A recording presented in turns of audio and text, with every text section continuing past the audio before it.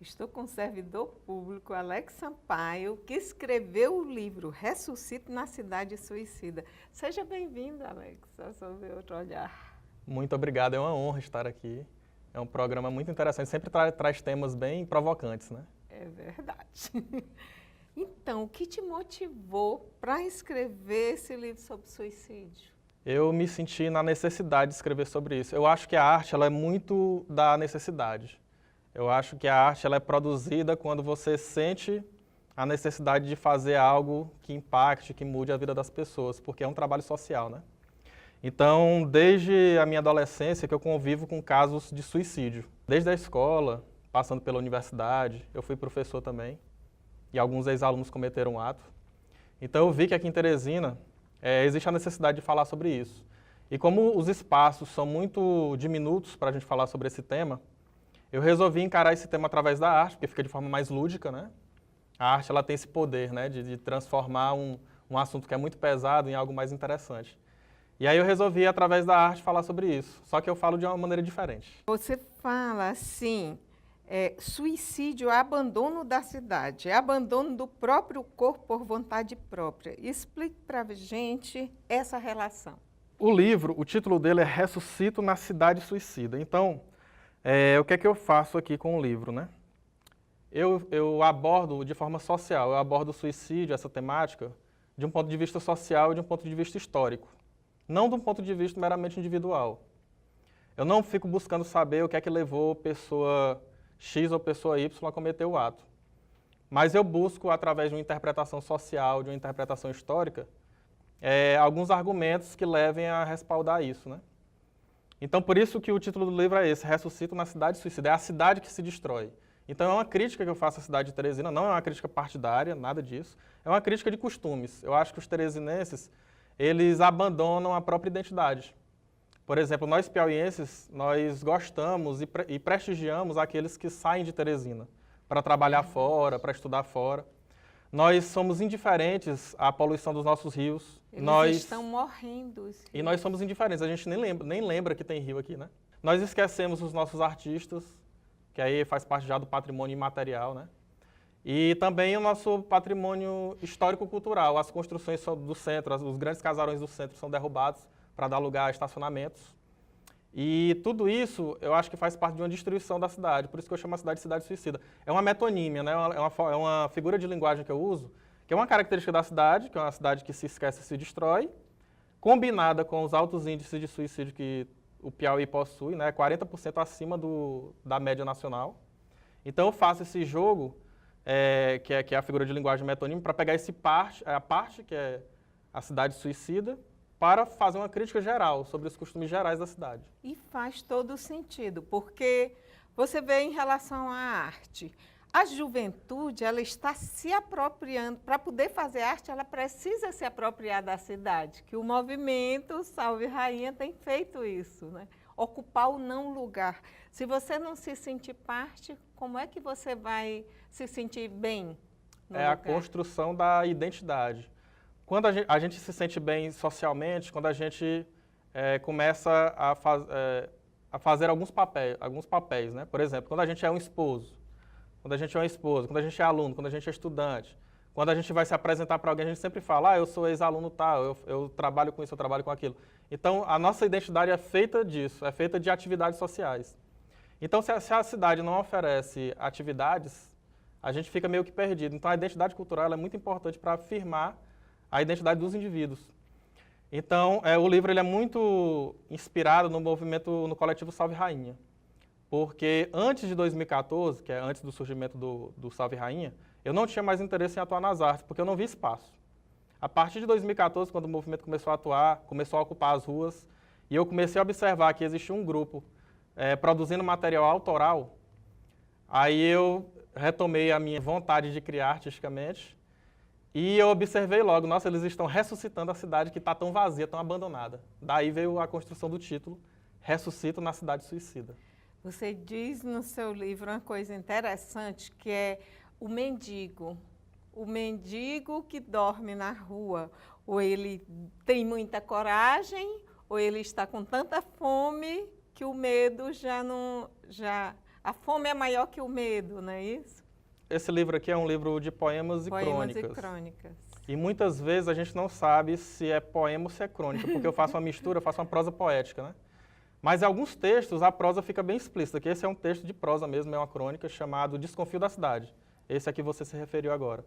O Desconfio da Cidade é um texto que eu fiz em que eu narro um momento em que o personagem principal, é narrado em primeira pessoa, ele dorme na rua. Mas ele dorme na rua para fazer uma espécie de experimento social. Isso.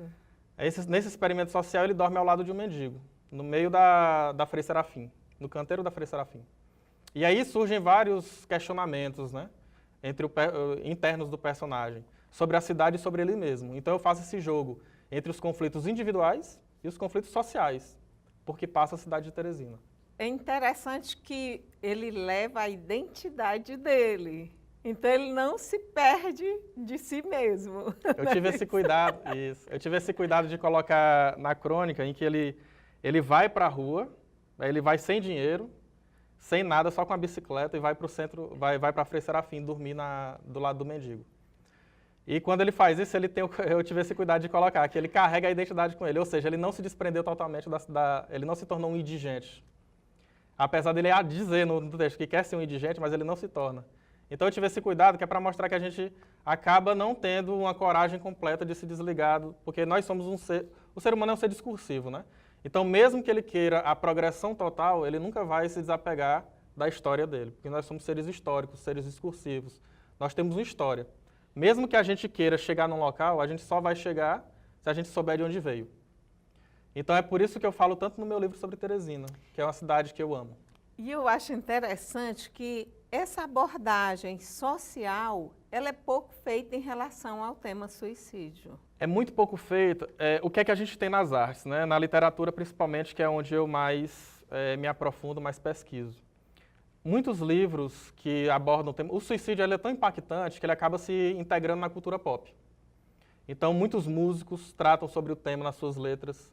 Muitos livros, né, muitos autores tratam nos livros. Então, desde Os Sofrimentos do Jovem Werther, um livro lá do século XVIII, né, dos anos 1700, até agora, toda vez, pelo menos os que eu tenho visto, de obras literárias ficcionais que vão tratar sobre o suicídio, é sempre do ponto de vista individual. O que é que levou individualmente a pessoa a cometer aquele ato? Aí você vai para desilusões amorosas, você perde o emprego, algum estopim desse, que eu acho muito simplório. E aí no meu livro eu resolvi fazer o diferente. Eu resolvi fazer no meu livro, nas artes, algo que eu vejo muito nos livros de sociologia e psicologia. É maravilhosa a ideia da ocupação com arte. A ocupação com arte. Porque o livro, ele é... A arte, ela é libertadora. A arte é libertadora. Eu fiz o seguinte, o livro ele é dividido em 4 capítulos, que eu chamo de 4 atos, como se fosse uma peça de teatro, né? Só que não tem o 5º ato, porque o 5º ato geralmente é quando a peça se resolve. Eu resolvi deixar esse vazio no livro. O meu livro tem só 4 atos. Então, o primeiro ato é a exposição da cidade de Teresina como uma cidade suicida. E o último ato, o 4º ato, se chama Ocupação pela Arte, que é a solução proposta pelo livro para o problema da cidade que se destrói. Então, o 4º ato, que é o 4º capítulo, Ocupação pela Arte, eu faço essa proposta em que a gente pode ressuscitar a cidade de Teresina, ocupando os espaços públicos vazios. Não só os espaços públicos, os espaços privados também. Eu tenho percebido que, até nos espaços privados, a gente tem muito pouca oportunidade de falar sobre esse tema, suicídio, que é um tema tão caro para a nossa cidade, né? Então, eu acho que é preciso levar esse tema para as escolas privadas, principalmente que é as que mais me preocupam. Sempre teve esse tabu, como se não falar fosse evitar, não é, Alex? Isso. E aí a gente entra numa questão bem interessante, que é o seguinte, até que ponto um livro falando sobre suicídio, ainda que do ponto de vista social, ainda que obedecendo às recomendações da OMS, até que ponto uma obra que expõe a temática do suicídio, ela fortalece, ela vai estimular a prática do ato, ou ela vai prevenir a prática do ato, né? Até que ponto vai acontecer uma coisa ou outra. Que é um aspecto bem interessante da gente discutir. E eu tenho a impressão seguinte, que quando você não fala, quando você não aborda um assunto, ou torna o tabu, como é um tabu falar sobre suicídio, acaba sendo um tema que ele vai ser explorado, porque a gente está na internet, a gente está no mundo da internet. E na internet você encontra tudo. Não tem como você controlar. Por mais que os pais queiram controlar, é impossível controlar, porque existe uma rede de amigos também físicos e existe uma rede de amigos virtuais. Então não tem como você controlar tudo isso. Vai chegar um momento que, se você não fala do assunto, a pessoa vai chegar ao assunto, talvez da pior maneira. Então, que recado você traz para a juventude, além da ocupação e da arte, ou como a juventude se envolver com essa ocupação e com a arte? Eu acredito no poder transformador da arte e eu acredito no protagonismo da juventude e de quem se entenda por jovem, qualquer pessoa. Eu acredito no protagonismo. Eu acho que a gente tem que deixar a passividade e ir para a atividade. Eu acho que a gente tem que ocupar mesmo os espaços públicos. Existe um projeto agora do Roda de Poesia que ocupa a Praça Pedro II, para perder o medo da praça, para ir para a praça, saber que aquele ambiente é nosso e que a gente pode dar uma finalidade muito boa para ele. E eu acho que a gente tem que se perguntar, se você está em alguma crise, algum problema, você tem que se perguntar, né? Se a crise apareceu, ela não foi perene, né? Em algum momento da sua vida você gostava de viver. E geralmente, nesse momento da sua vida que você gostava e adorava viver, estava atrelado a alguma atividade, ou esporte, ou estudo, ou arte, qualquer que seja, mas estava atrelado a alguma atividade. Então eu acredito no poder da atividade, no poder da ação, no protagonismo da juventude, no protagonismo da diversidade, dos movimentos sociais. No próximo bloco, veja o olho no olho.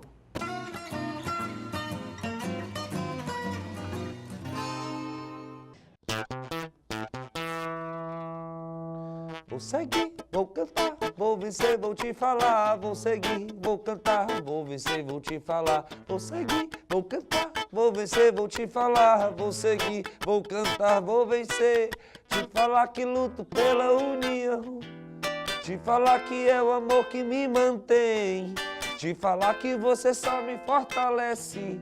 Te falar que meu caminho é o bem. Muitos vão apontar, perdem tempo em falar. Muitos perdem tempo em tentar me derrubar.